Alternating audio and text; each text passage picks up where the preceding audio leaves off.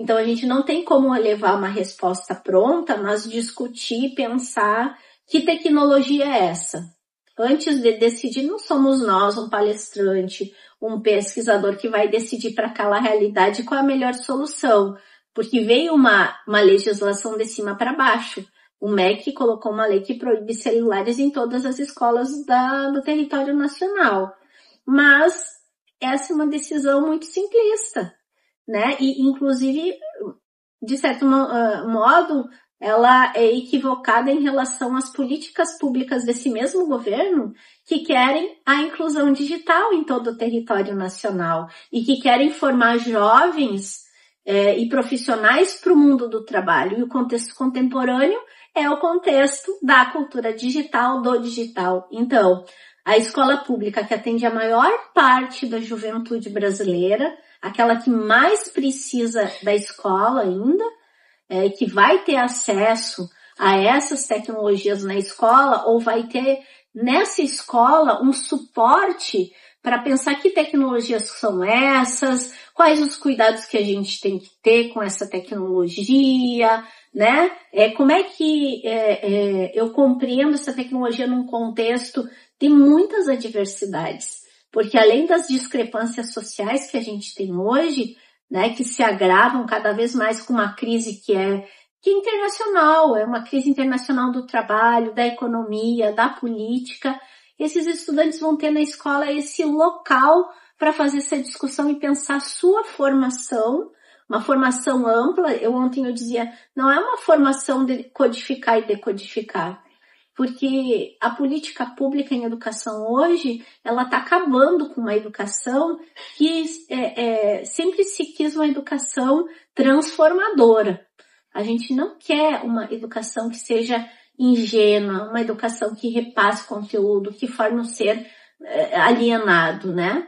Então a gente está vendo políticas públicas que são muito implementadas pelo mercado econômico, pelo neoliberalismo, e a gente sente muito isso hoje dentro do Ministério da Educação e se alastrando por todas as redes, de um neoliberalismo, a concepção neoliberal da educação, implementada por forças da extrema-direita, pelo mercado, sendo representado pelas próprias fundações educacionais.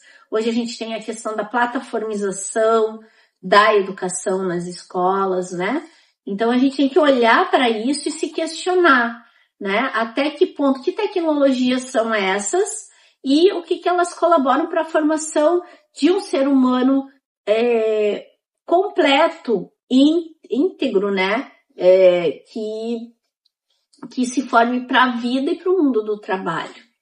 Então, acho que a gente está vivendo um momento bem difícil e fazer as pessoas compreenderem que tecnologia não é tudo igual e que as tecnologias não são neutras. Então, no caso do celular, não é só esse dispositivo, né? A tecnologia toda, o digital todo, vem se reconfigurando de um modo muito, muito rápido e que a gente não consegue perceber de forma externa que tecnologia é essa, que muitas vezes é uma tecnologia da perversidade. E como eu disse, nem toda tecnologia se coloca do mesmo modo. Então, a gente tem hoje condições de fazer escolhas, porque tem muita gente que não aceita uma tecnologia opressora, uma tecnologia que domine, uma tecnologia que acabe com a diversidade, que se transforme numa monocultura dos saberes, do conhecimento, da formação.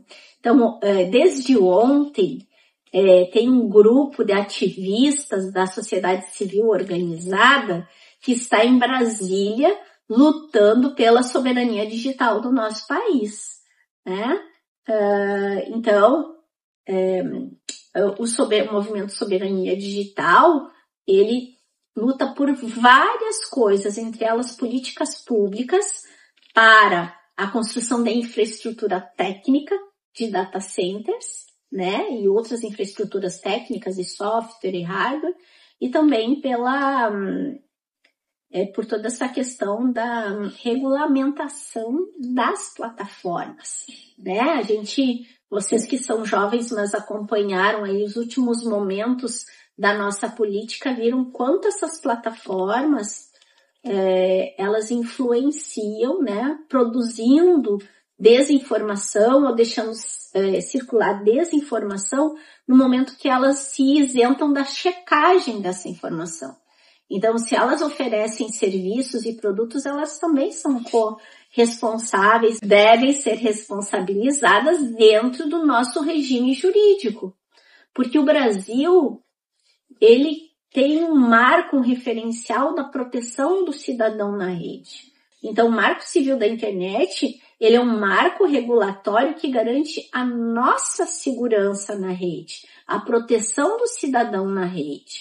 E qualquer movimento de alteração desse marco, ele tem que ser muito cuidadoso, porque ele foi criado com esse objetivo para a gente pensar outras políticas públicas que garantam essa seguridade. Então é um marco reconhecido internacionalmente, né? Construído dentro de uma perspectiva de governança da internet, né, com a participação popular através de várias audiências públicas. Não foi uma lei que veio de cima para baixo, ela foi construída na base e, claro, depois passou pela Câmara, pelo Senado e enfrentou vários embates, né, porque existem várias empresas no campo da comunicação, das plataformas digitais, que defendem os seus interesses também, que não é o mesmo interesse da população, dos direitos humanos, da cidadania,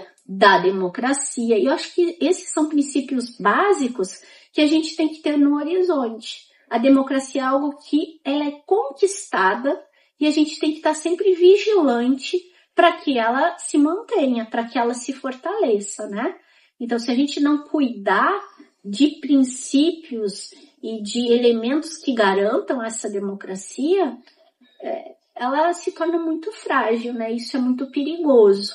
Eu acho que garantir a democracia é formar bem os nossos cidadãos, as nossas crianças, os nossos jovens, e a partir principalmente da rede pública da educação, que é onde estão a maior parte dos nossos jovens, dos nossos estudantes, e a escola e essas instituições, elas educam todos, né? Quando a gente tem os movimentos formativos na UFBA, um congresso UFBA, que vocês encontram professores em sala de aula, se envolvem em pesquisa, em projetos, vêm aqui falar com a gente. Esses momentos são momentos formativos importantes, os nossos projetos de extensão. Então, por isso que a universidade, ela tem esse tripé, o ensino, a pesquisa e a extensão. Está tudo relacionado para fortalecer essa educação ampla, que envolve não só os conhecimentos científicos, mas também os conhecimentos culturais. Então não dá para ser estranho uma unidade que trabalha a cultura, o movimento, o corpo, a dança, a música, e que a universidade tem esse movimento cultural também, que a gente tem as apresentações da iniciação científica, mas também é uma festa cultural que tem a ciência, a tecnologia, a inovação, a cultura, as artes, né? Então, fortalecer essa formação hoje é fortalecer o sujeito para viver, para enfrentar um contexto contemporâneo que é cada vez mais complexo, né? Eu acho que sempre o mundo foi difícil, teve suas complexidades. A gente tinha diversos tipos de tecnologia antes do digital, né? Os meios de comunicação tinham essa dinâmica de várias narrativas que traziam seus interesses, os seus editoriais na TV, no rádio, no impresso, né?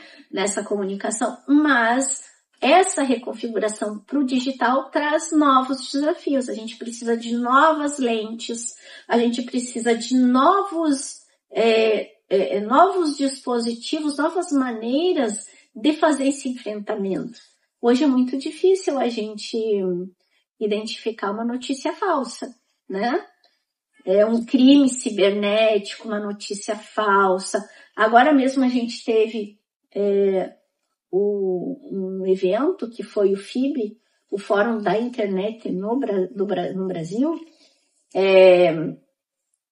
que discutiu vários elementos nesse sentido, né, de como você garantir a soberania nacional dentro de um contexto da diversidade. Eu acho que o fórum foi um dos mais lindos, assim, porque era visível a diversidade para discutir os rumos do país e o rumo da internet e o rumo da tecnologia.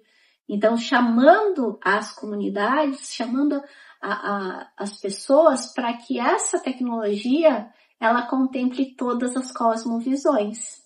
Então, um código de computador, um algoritmo, ele não é só técnica. Ele tem muito da cosmovisão daquele sujeito que está produzindo, que constrói aquele código, que tem a ver com os interesses daquela empresa também. Então, quem hoje tem essa formação para produzir o código? Quais são as empresas? Quem são os donos das empresas que dominam o código, que dominam os algoritmos, né? As GAFAM, as 5 maiores empresas desse campo, elas pertencem a um grupo muito seleto de homens do norte global e que tem seus interesses. E nem sempre a gente vai encontrar essas empresas com esse nome, com Google, Amazon, Facebook, Apple, né? Às vezes elas distribuem tecnologia para que outras empresas que apareçam com outros nomes também, de certa maneira, ofereçam serviços, e os serviços são sempre gratuitos, para que também se colete dados que vão acabar nos data centers dessas grandes empresas. Então, às vezes a gente diz, não é Facebook, mas aquela empresa, aquele aplicativo, aquele serviço que é produzido por uma startup brasileira está ligado a essas grandes empresas. Então, e as pessoas, o senso comum não vê isso, se naturaliza isso porque são sistemas gratuitos num país como o nosso, que não oferece oportunidades de formação e trabalho para todos. Uma solução como o Uber é muito bem vista por aquelas pessoas que não têm outra alternativa, né? Então elas não conseguem ter dimensão que é uma prática quase escravocrata de você estar trabalhando e produzindo riqueza, né? De uma maneira muito, muito cruel, porque você está desprotegido de tudo, né? E pronto. Então, eu vou ter que voltar um pouquinho no tempo, assim, para falar dessa dimensão da educação, comunicação e tecnologias. Por isso que aqui no grupo a gente é contra essa lei. Não sei se eu posso falar do grupo, mas eu acho que sim. É contra a proibição, né? Contra a proibição vinda por uma lei, porque quem deveria discutir e ver e fazer um acordo se é realmente necessário proibir é o contexto. São os professores, são os alunos, são os pais, porque existem vários casos. Existem casos bastante peculiares em relação a isso, né, do uso indiscriminado por estudantes. Existem crianças, por outro lado, que elas aprendem ou mantêm a sua atenção somente com o dispositivo. Porque a gente vive num contexto de muita diversidade dentro das escolas. Hoje, se a gente for falar da inclusão das crianças que têm algum tipo de desabilidade dentro da escola, tem criança que ela vai aprender e vai se concentrar somente na frente de um tablet. E outras crianças que não são diagnosticadas com desabilidade, elas às vezes aprendem a escrever e ler na frente de um teclado. Sem falar na questão das diversas linguagens. Tem estudantes que não conseguem se concentrar dentro da sala de aula. Eles querem ficar fora da sala de aula. E aí eles aprendem, eles se envolvem em projetos, por exemplo, como esse que vocês estão fazendo aqui, de produção de jornal, de revista, produção de documentário. Coloca uma câmera na mão desse aluno e manda ele editar e fazer documentário, fazer curta e fazer cinema, e ele se encontra ali, ele deixa de ser o aluno problema, porque a gente não aprende da mesma maneira. Nós aprendemos de modos diferentes. Tem um texto, não vou lembrar o nome agora, que diz assim, mas como que o estudante no meu tempo aprendia no Babebi-Bobu, na Decoreba da Carti? Daí tem um autor que vai dizer assim, apesar do método, a criança aprende, né? Mas a gente sabe que muitos não aprendem. É só a gente olhar os dados das pesquisas, né? Da qualidade da educação e das pesquisas nacionais e internacionais, que as crianças vão ter e jovens vão ter dificuldade, hoje muita dificuldade em relação à questão da leitura, da escrita, não é uma questão só nossa, mas para nós é agravado em função da nossa realidade social, econômica, que é uma realidade muito grave, né? Muito severa para a maior parte da população que não tem as condições de ter acesso a uma diversidade de recursos. Por exemplo, tem criança que vai ter a televisão, o computador ou celular em casa, mas não tem uma oportunidade de lazer que proporcione ela ir para a praia, para a piscina, fazer uma viagem, ir para um museu e brincar com coisas do campo da cultura que também estimulam elas, as brincadeiras folclóricas, brincar com tinta, com argila, brincar de pular corda, inventar coisas, porque isso a gente fazia muito, talvez no meu tempo, da minha avó, mas isso não dá em árvore também. Isso tem que ser ensinado, que se a criança não faz, se a criança não só fica na frente do celular, é porque tem um adulto aí que dá para ela esse celular. Tem uma pesquisadora nossa aqui, que é professora em Aracaju agora, que é a professora Sueli Sampaio, ela fez uma pesquisa com crianças, né, que usavam tablet, celular, mas essas crianças brincavam com muita coisa. E às vezes largavam esses dispositivos. E ela diz na tese dela, quem é que dá o celular para a criança? Quem é que dá a tecnologia? Então, não, no meu tempo, não tinha TV até um certo... Então, quem é que fazia boneca de pano? Quem é que contava a história? Quem é que inventava as brincadeiras? Eram as crianças mais velhas que brincavam junto, porque era um outro contexto de família, de comunidade. E o adulto. Tinha um adulto ali por trás que estimulava essa cultura do brincar, do fazer outras coisas que... Então, a tecnologia sempre fez parte da educação. Se a gente for estudar lá na história da educação, nos primórdios, que não tinha uma educação escolarizada como a gente tem hoje, né, mas que tinha o pedagogo que acompanhava, né, a criança, o jovem para ensinar, sempre se produzia algum tipo de tecnologia, algum tipo de material para educar. Letras, alfabeto, né? Jogos, a gente vai ter até em África, tem vários jogos para ensinar matemática, né?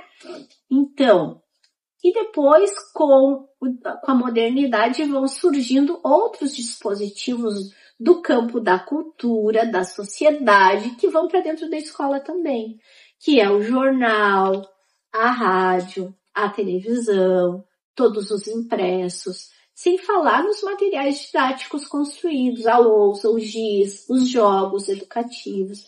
Então, isso sempre foi fazendo parte da educação. Tem o Paulo Freire tem um livro que chama Extensão ou Comunicação. E ele fala, não existe ato educativo sem comunicação, né? E só que com o digital, com a chegada do digital, tudo isso se reconfigura. Porque se antes eu tinha uma produção que era centralizada de rádio, TV e jornal, era muito mais difícil eu interagir. A gente criticava, mas a gente não conseguia ser autor, a gente não conseguia dar uma resposta imediata, porque eram infraestruturas muito caras. Como é que você ia ter um estúdio de gravação, um estúdio de TV, uma imprensa, né? Então, com o digital, se reconfigura, não é mais um polo central emissor para as bases, mas é uma distribuição em rede. E uma tecnologia que te transforma, te dá o poder de ser, de consumir essa informação, mas também de ser autor, de ser protagonista. Isso muda. Eu lembro que logo que apareceu o celular, e os smartphones, teve uma charge que deve estar na rede, que era assim, agora todo mundo é fotógrafo, né? Os profissionais, os fotógrafos e tal, se sentiram, né? Apareceu isso de que antes não, era um profissional que tirava foto e colocava na rede, fazia. Não, agora todo mundo é fotógrafo, né? E tal. Claro, por quê? Porque nós temos um dispositivo com uma convergência de funções que te permite gravar várias linguagens, o vídeo, o áudio, tirar fotografia, fazer remix. Ali mesmo você melhora aquela foto, monta um meme e distribui. Então, a comunicação ela se tornou em rede e muito veloz, muito rápida. E com a IA agora, a produção de conteúdos, ela é muito mais refinada, no sentido de que você pode produzir conteúdos excelentes, mas também você tem um poder, uma responsabilidade grande, porque desinformação também pode ser construída de um modo tão refinado que é muito difícil para nós e para a maior parte da população verificar se aquilo é uma mensagem verdadeira ou não, né? Então, como existe hoje um embate muito grande e esse acirramento e uma disputa muito grande de ventos neoliberais, né, que trazem esse poder do mercado, e o mercado não tem nenhum compromisso com o ser humano, com a democracia, com a cidadania, com as pautas que a gente discute, né, de valorização do ser humano, de pautas sociais, né, que pensam a melhoria da qualidade de vida para todos de maneira equitativa, né. É necessário a gente repensar, né? Eu acho que a preocupação de vocês é excelente, repensar esse modo de educar, que não pode mais estar apartado de pensar o conhecimento, de saber que tecnologia é essa e a gente colocar a mão na massa. Então, eu acho que nunca a educação foi tão necessário na educação que a gente transforma os espaços educativos em espaços de experimentação, de mão na massa, de todo o conhecimento que a gente for trabalhar, que todos têm o seu valor, têm o seu espaço, né? Os conceitos, o conteúdo, tudo isso é necessário, mas colocar os estudantes no protagonismo para que eles possam construir conteúdo, e conteúdo digital, porque no momento que você coloca esses estudantes para produzir um programa de rádio, editar um vídeo, utilizar a IA, e vai se apropriando dessa linguagem por dentro.